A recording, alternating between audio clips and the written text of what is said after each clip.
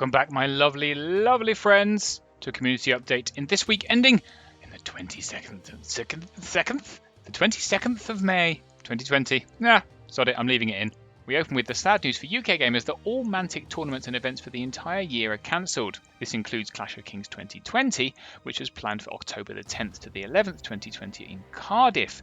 They've announced it plenty in advance so that people have time to cancel their travel arrangements. This joins a slew of other events around the world that have been cancelled, but some are still going ahead, such as the Samurai Showdown GT run by Dojo in Texas, which is going ahead but with strict social distancing rules. I can hear Jeremy Duval from here crying because he can't hug anybody. How's he going to get sportsmanship points now? The Kings of War rule set received an FAQ and errata update this week. Naturally, this was received by the Kings of War community in its normal, good-natured way. Oh god. One thing everyone agreed was that the nerf to Morgoth the Faceless was entirely fair and reasonable, apart from undead players, and the players that didn't agree, and the people that didn't like the fact that it says should have, because that's the most important thing.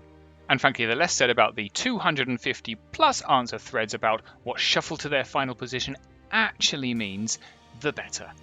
In a shock to everyone, Rob Berman over at Mantic has been painting some goblins. Anyway, his new rabble look rather tasty, and he's rather proudly showed them off on the Mantic hobby blog. Good for him. The Call to Arms tournament rumbles ever onwards, and Dash 28 has been continuing its live battle reports with commentary. My particular favourite, not just because I'm in it, was Patrick Zora-Allen versus Tom Robinson, which was a 3-year-long grudge match. Texas versus the UK. I'm not going to tell you who won, but you can just go to the video and see who won, and also admire me and my really, really messy room. The exciting news is there's 5 more scheduled for the week coming. They stretch across a number of time zones, so you're guaranteed to be able to catch one. You don't have to watch the whole thing, you can just pop in and out and just leave mocking comments in the live chat. That's what I do. But if 2 hours of insightful commentary aren't really your thing, then how about 20 minutes of insightful commentary? Chris Christopherson has restarted his YouTube channel A Tale of Some Gamer. He's got a brand new battle report up, which stretches a whole 20 minutes. He details his Basileans versus James Frank Mitchell's Twilight Kin. It's a pretty good watch. I hope some more content comes from him soon. Fans of Patch Adams, who is a painting impresario from Kings of War Australia specialising in speed painting armies, might be excited to know that he's been uploading galleries of his full armies to Imager. I've no idea how to pronounce Imager? You know what? It's not important. You can check out some of his incredibly creative paint jobs, including his Night Stalker's army, his Elf Force, which features some really delicious banners. But just look at the character he's crammed into that giant, and his Orc army, which has appeared on this update previously. I really think Patch is incredibly underrated. I'll put the links to these 3 galleries underneath this video. What's it called? The thing. The notes. Underneath the video. It's underneath the video. Over in the Kings of War forum, Scaleris has continued updating his Macedonian-themed Kings of Men? Macedonian? Or possibly Arabian? I'm not sure. Anyway, I think we can essentially agree that all armies could do with more camels. More camels. A great big giant, which is just fantastic. And more camels. The hobby updates have continued to pile in on the Kings of War Fanatics group, and I really like Tim Erlandsson's Ogre Hunters, which are apparently metal models, which means they double up as an offensive weapon. Now, we covered at great length whether it's Basilean or Basilian, but have we ever solved whether it's Varangur or Varanga?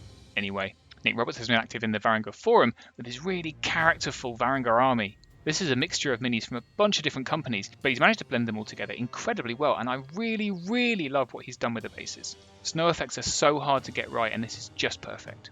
Over in the Kingdoms of Men group, Ian Miller has posted this photograph of his new Roman-themed knights. I really like what he's done with those shields. Drew Richardson posted his latest unit in the Countercharge group in Facebook. Now these are a unit of Hunters of the Wild for his, and get this, undead-themed forces of nature. I mean, they're undead, or they're forces of nature. How can they be undead? It's not important, they're so cool.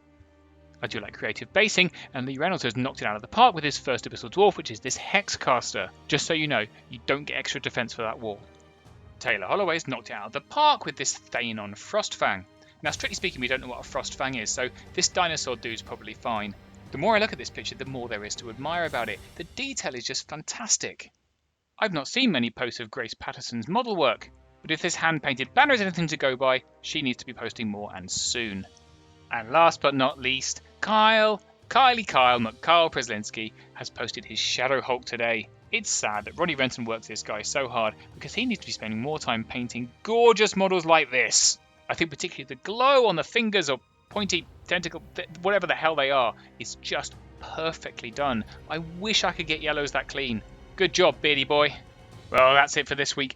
I'm off to start 3 more incendiary threads, starting on the lines of, so if I move the charger in, do I shuffle now or do I shuffle in a minute? What if there's a piece of terrain next to it? Okay, if my unit's here and that unit, do I shuffle first?